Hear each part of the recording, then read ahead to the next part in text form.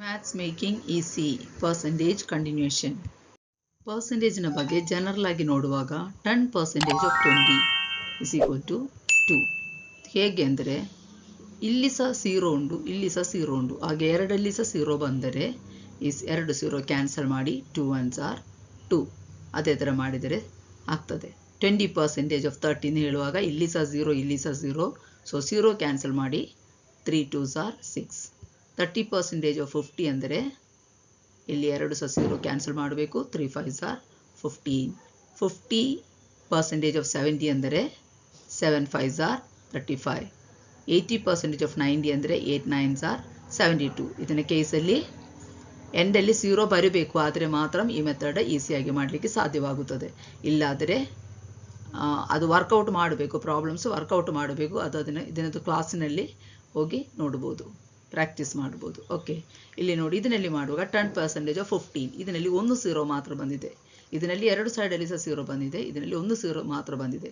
ಒಂದು ಸೈಡಲ್ಲಿ 0 ಬರುವಾಗ ಅದಕ್ಕೆ ಒಂದು point ಅಗತ್ಯವಾಗುತ್ತದೆ, decimal ಅಗತ್ಯವಾಗುತ್ತದೆ.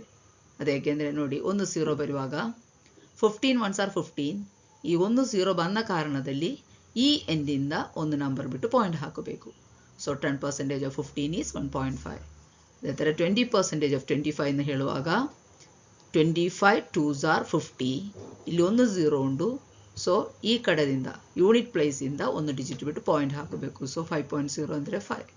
30% of 12 3s are 36. ಇಲ್ಲಿ ಒಂದು 0 ಉಂಟು, ಅದಕ್ಕಾಗಿ ಇಲ್ಲಿಂದ ಒಂದು ಪಾಯಿಂಟ್ ಕೊಡುವಾಗ 3.6. 50% of 35 is 35 5s are 175.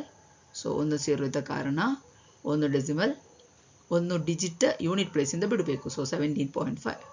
80% of 52 ಅಂದರೆ 41.6.